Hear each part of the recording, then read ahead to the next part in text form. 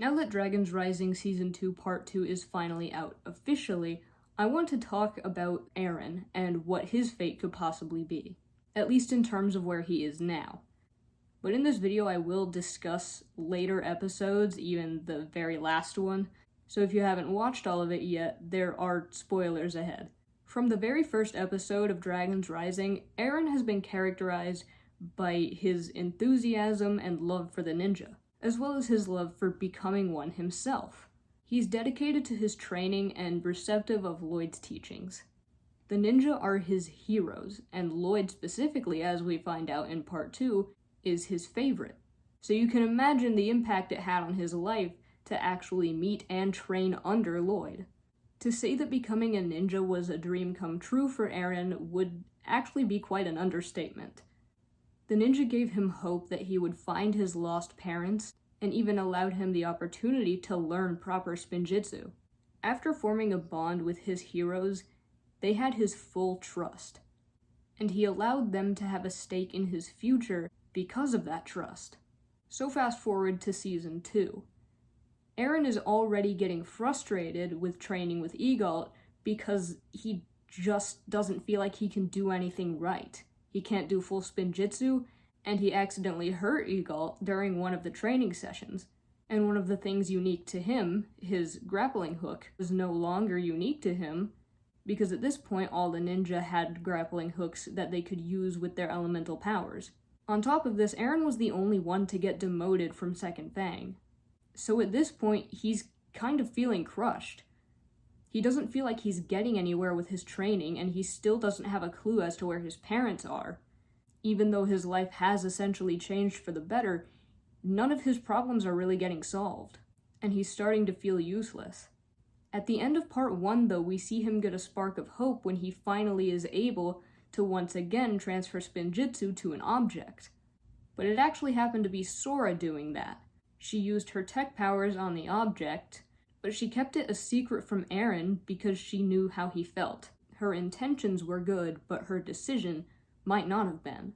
Going into Part 2, we immediately see more frustration from Arin over the fact that he doesn't have elemental powers, which is completely understandable. Even though it's true that he doesn't need elemental powers to be useful to the team, at this point he kind of feels like he isn't bringing anything to the team. And that's obviously very irritating.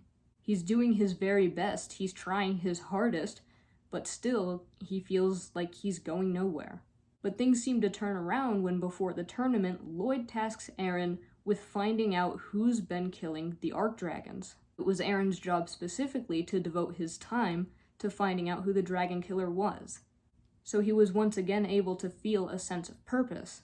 But there are three main incidents that cause Arin to become angry at the ninja, especially Lloyd. One being that Lloyd promises Nia that they'll find Jay.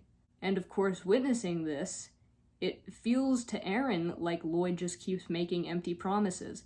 He hasn't helped find Arin's parents yet, and he doesn't even know if the ninja are going to be able to find Jay. From Lloyd's point of view, this is him reassuring the team, but making promises without knowing for certain that you're going to be able to keep them is taking on a bit more than he's able to handle, and that shows as Arin feels let down by Lloyd. He has no leads on his parents, and so far, Lloyd hasn't even brought them up, aside from him reassuring him that they'll find his parents, a search which has pretty much yet to even start. The second being his first full spinjitzu tornado that he did when he was training with Frack. Frack told Arin some of Raz's teachings, and with that, Arin was finally able to do spinjitzu. However, when he does spinjitzu, there are visible bits of red that resemble shatter spin. And I think the reason for that could be that the majority of his teachings when it comes to spinjitzu came from Lloyd, who was teaching him properly. So his spinjitzu tornado was primarily normal looking. But that bit of red probably came from the fact that he was using Raz's teachings, which in essence are corrupt.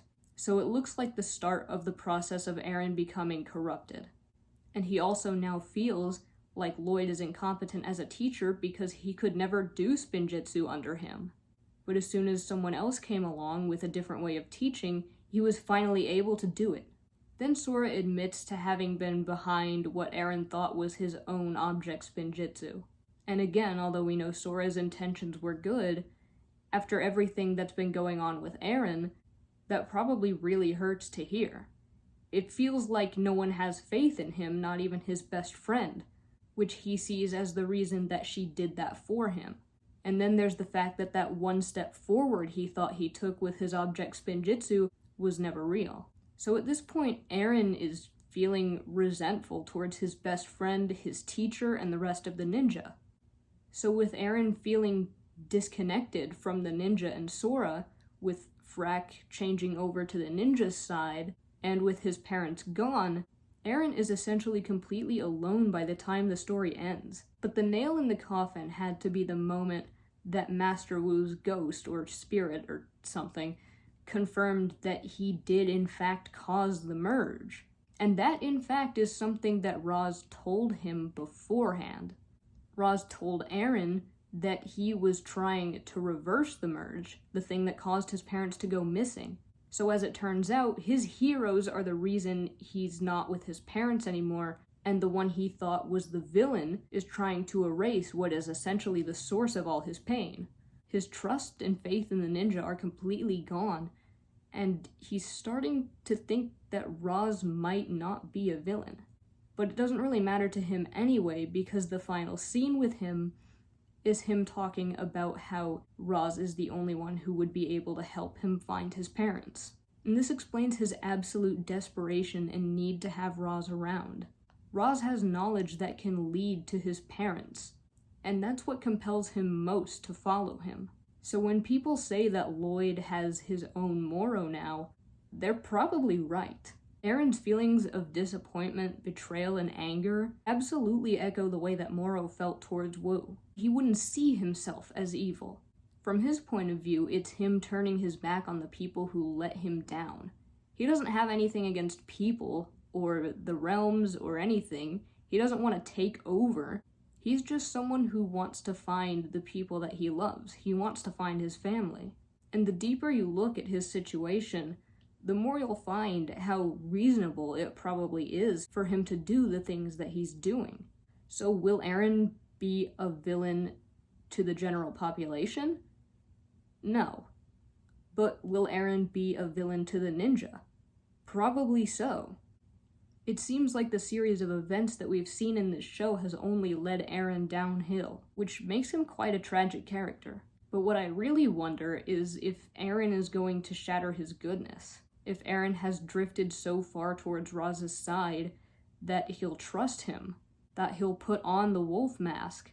He's already had a bit of Roz's teachings from Frack, so it wouldn't be a surprise if he started training under him. And that could lead to very dire consequences. So it might even be a race against the clock for the ninja to get Arin back before something like that happens. Because at this point, we don't know if there's any way to reverse someone shattering their goodness. But overall, I think Arin deserves better. So I hope he finds his way back on the ninja's side, and makes a path for himself to a much better fate. But that is all for now.